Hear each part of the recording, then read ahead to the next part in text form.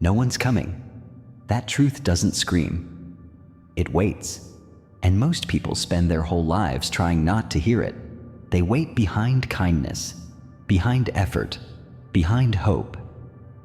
You were taught to believe the world would respond if you just kept being good, patient, helpful, quiet. You were told, do your best, be kind, stay humble, and eventually, someone will see you.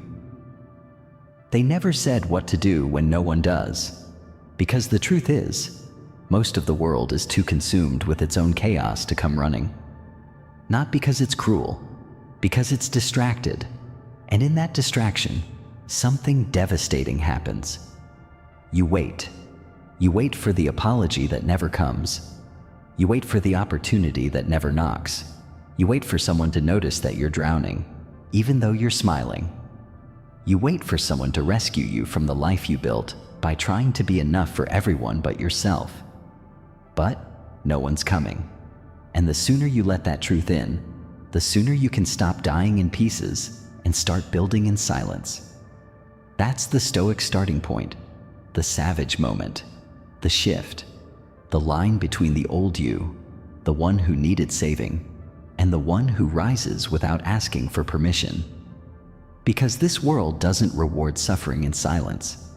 It rewards those who wake up, look around, and say, if no one's coming, then I'll go first. That's what Marcus Aurelius meant when he reminded himself, you could leave life right now. Let that determine what you do and say and think. There's no cavalry, no safety net, just now. This breath, this decision, this self. So you stop waiting. You stop rehearsing your pain in hopes someone else will fix it. You stop confusing silence with support. You stop begging life to be fair. You start. You pick up the shattered expectations and you use them as bricks. Not to build walls, but to build muscle. The kind of muscle that grows from carrying your own weight, and you will carry it alone. Not because you're broken, but because you're finally honest enough to say, no one's coming, and I don't need them to. That's the savage edge. The moment your softness stops being a liability and becomes something else, something sacred. Still, disciplined, controlled. This is where Stoicism isn't theory anymore. It's not a quote. It's not a journal entry.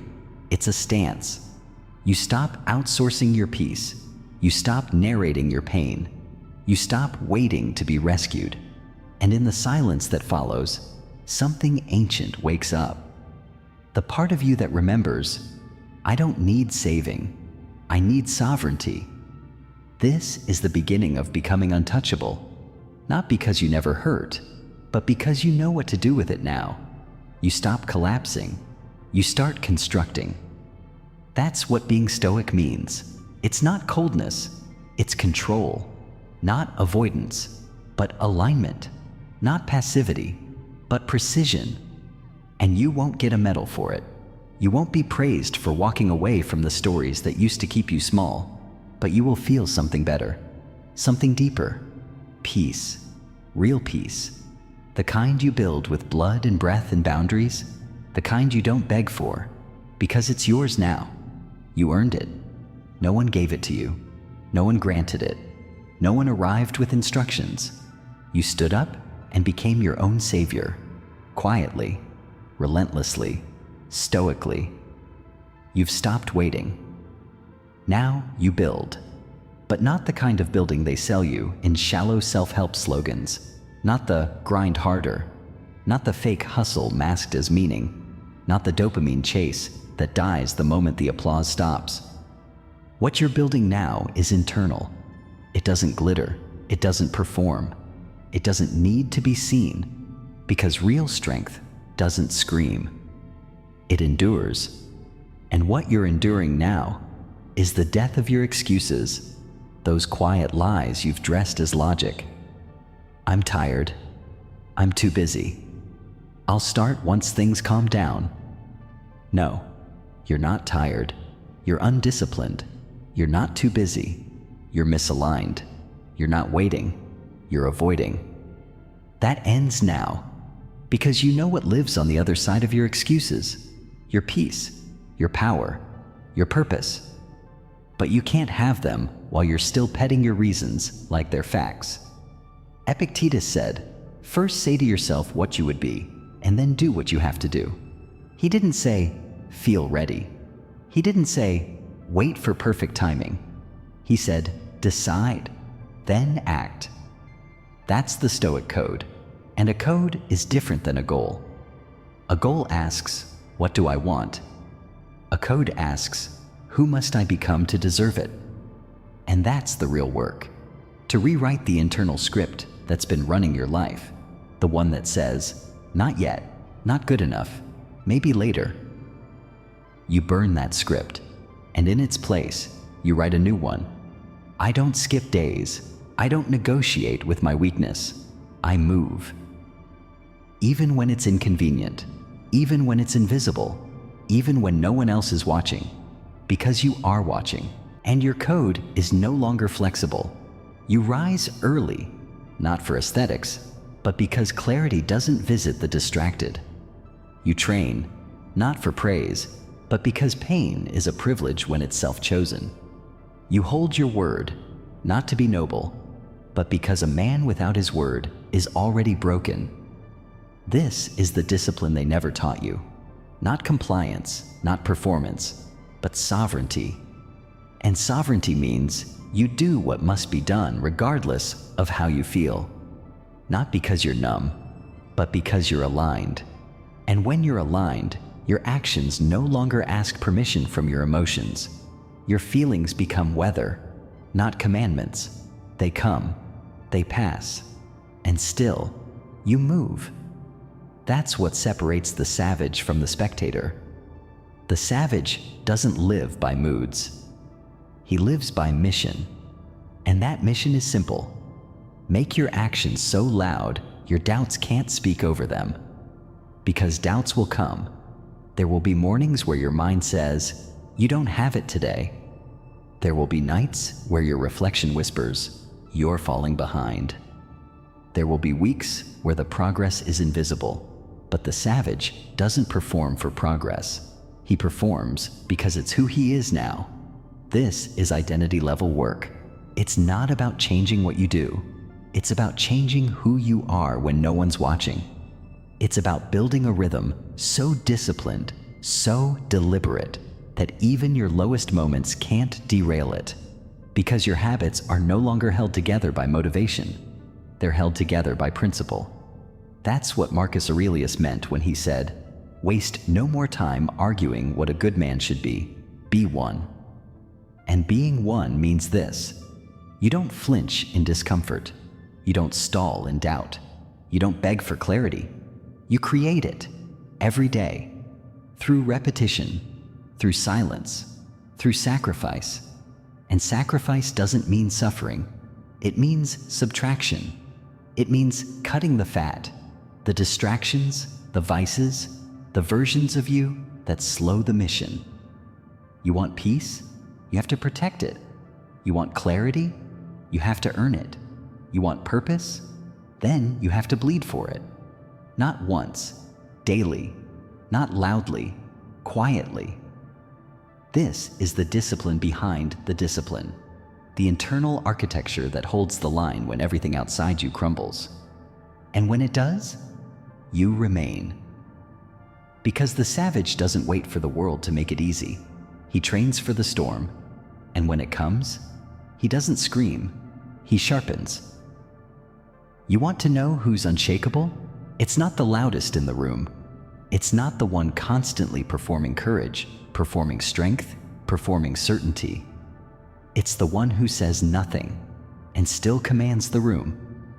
It's the one who moves with presence, not performance, conviction, not noise, depth, not drama. Because silence, real silence, isn't absence, it's control. And control doesn't come from force, it comes from stillness. Look around you. Chaos is currency now. Everyone's reacting, posting, commenting, explaining. They think clarity is found in expression. But it's not. It's found in restraint. Because every word you say is a trade of energy, of attention, of power.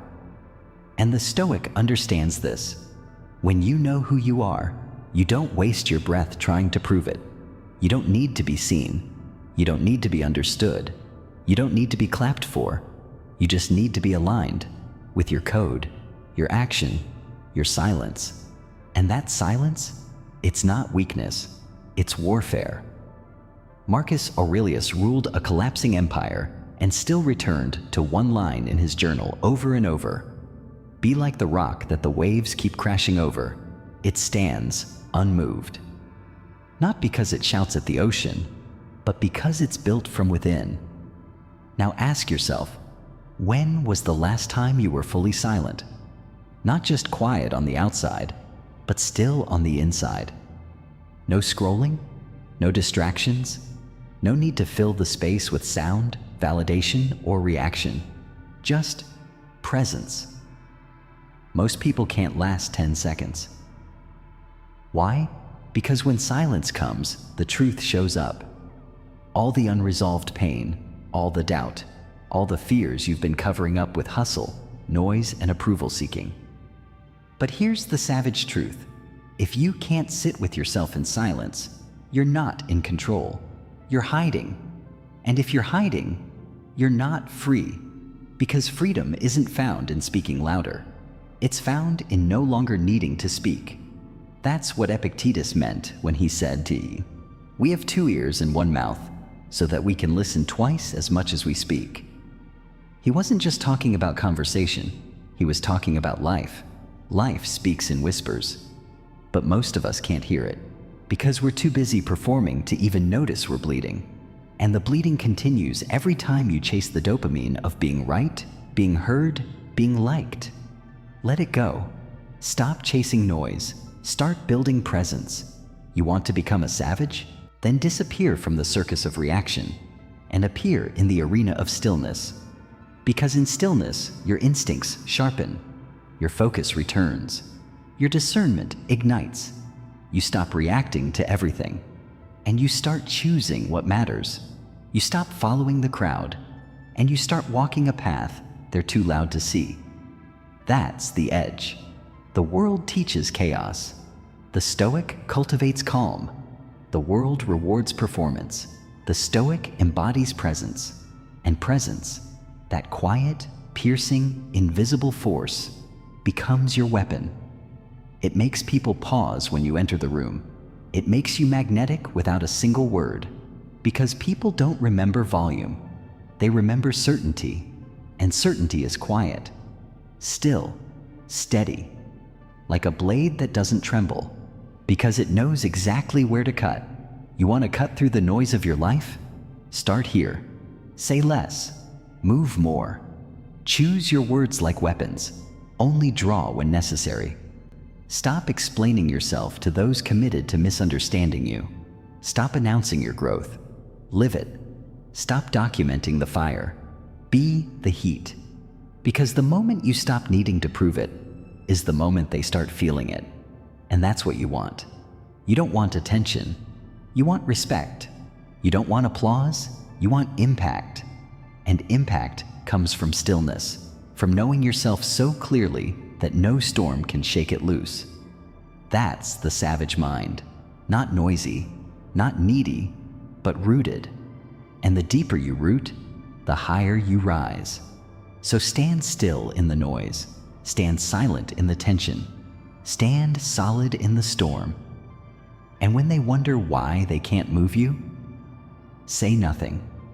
Because they'll already know. The greatest threat to your power is not your enemy. It's not your circumstances. It's not your past. It's the quiet, believable lies you tell yourself.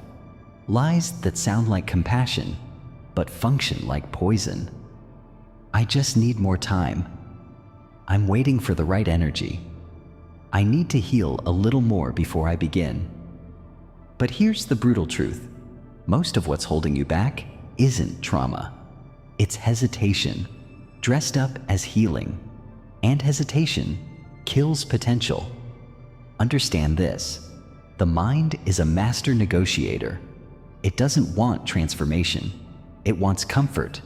It will tell you to wait, to rest, to give yourself grace every time discipline knocks on the door. It will romanticize your wounds. It will turn your story into a shrine. And soon, you're not moving forward anymore. You're just building temples to the past. You don't need another reason to hesitate. You need a reason to get up. And that reason isn't external. It won't arrive through a podcast, a quote, or a savior. It has to rise from the graveyard of every excuse you've buried your potential under. The Stoics didn't ask, "Why am I like this?" They asked, "What will I do next?" Because no lie is more dangerous than the one that says you're not ready. Ready is a myth. It's a mirage. It's the lie your comfort tells you when your calling starts to whisper. You weren't made to be ready. You were made to begin anyway. And yes, you're going to mess it up. Yes, it'll be awkward. Yes, you'll look foolish. But let me ask you this: what's more foolish? Failing forward in pursuit of who you're meant to become? Or staying exactly where you are, hoping that life just softens? You want peace? You want power? Then you have to destroy the illusion that you need more before you act, because you already have what you need: breath, choice, fire. The Stoics were not fragile thinkers. They didn't wait for healing to be complete. They moved and healed in motion. Marcus Aurelius wrote his meditations in the middle of wars. Seneca preached virtue while exiled from Rome. Epictetus found power while enslaved and crippled. They didn't wait for clarity to act. They acted, and clarity met them in the motion. That's the edge most people will never find, because they're waiting to feel something before becoming something. But the savage, the Stoic, moves anyway. You think you need motivation? No. You need movement. You think you need closure? No. You need forward momentum. You think you need the past to make sense? You don't. You just need to make a choice that the past no longer owns your next step. Because here's what happens when you burn the lies. Your energy returns, your vision sharpens, and the gravity that once pulled you back starts pulling you forward, because you're finally moving like someone who understands. Life doesn't respond to the most hurt. It responds to the most honest. And the honest version of you, the raw, direct, ruthless version, knows exactly what needs to go. The addiction to ease, the craving for external approval, the belief that your path should feel good before it becomes great. Let it all die. And from that death, build something cleaner. Sharper, aligned. No apologies, no disclaimers, no need to explain why you've changed. People will feel it. They won't understand it. And that's fine. You didn't come this far to be understood. You came to become undeniable. And you cannot become undeniable if you're still living inside narratives that keep you fragile. You must kill the story that says, "I'll start when I feel stronger." Because the truth is, you get stronger the moment you start. And that's why most people will never taste freedom. They're too in love with the illusion of almost. But not you. You're done with almost. You're done with later. You're done with maybe someday. And from now on, every moment you face is filtered through one lens. Does this make me stronger or smaller? Because if it's making you smaller, if it's keeping you frozen, if it's coddling the weakest version of you, it's not healing, it's hiding. And you weren't born to hide. You were born to burn through what's false, to crush what keeps you average, to carve yourself into something that feels like legacy. And legacy is not built in ease, it's built in clarity. So let this be the day you say it. I'm done lying to myself. I'm done worshiping my comfort. I'm done waiting to be chosen. Because no one's coming. And that's the gift. Because now, nothing is stopping you. There's a moment in every warrior's life when the noise fades. No more searching, no more waiting, No more asking, what if? Only this: you wake up, you breathe in, and you begin moving like someone who remembers who they are, not the version they sold you, not the version that seeks applause, the version that walks through fire without flinching, because fire doesn't scare the forged. That's what this has all been leading to. Not perfection, not status, not achievement, but alignment. The savage doesn't wake up looking for permission. They wake up with a code, a personal constitution, written not on paper, but in scars, repetitions, and self-respect. This code isn't loud. It's not posted for views. It's lived in silence, under pressure, when no one's watching. So what does that code say? It says, I do what I say I will do. Not because it's convenient, not because someone's watching, but because integrity is non-negotiable. It says, I train the body, sharpen the mind, and guard the soul. Because weakness invites chaos, and chaos has no home in a disciplined life. It says, I will outlast. Not out-yell, not out-flash, outlast. Because when storms rise and distractions scream, the savage doesn't get louder. They get still, still like Marcus in his tent, writing by candlelight as armies gathered at the borders, still like Epictetus, lecturing with a twisted leg but an unbroken will, still like you, choosing calm in a world that sells chaos. And most of all, this code says, I am my own proof.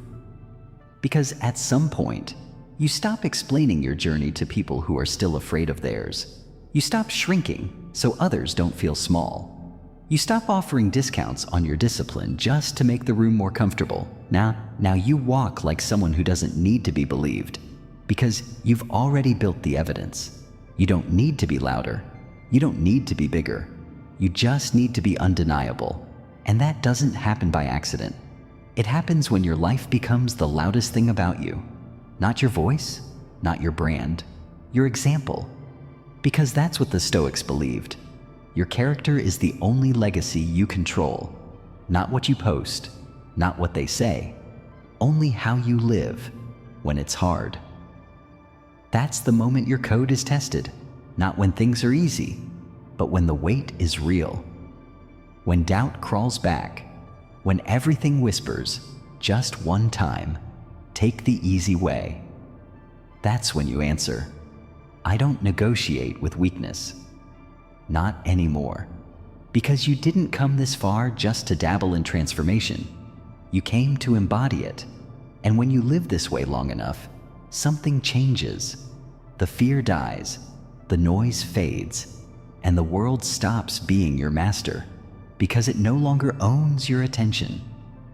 That's the Stoics' revenge, not silence, self-governance. Because what can they take from someone who already gave up the need to be rescued? You're not the victim. You're not the seeker. You're not the echo of someone else's voice. You are the origin. You are the force. You are the quiet flame in a loud world. And the moment you understand that, you don't rise for applause. You rise for purpose. So let this be the creed you carry from this day forward. I will build what they cannot break. I will master what no one else can see. I will live by a code louder than words. And I will leave behind proof that strength was never about noise. It was about presence. Because that's the truth no one wants to tell you. You don't become powerful by being known. You become powerful by becoming undeniable. Not in what you say, but in what you choose, every day, when no one's watching. This is pure Stoic life, and it's not for the crowd. It's for the few who dare to live like warriors. Silent, disciplined, unshakable.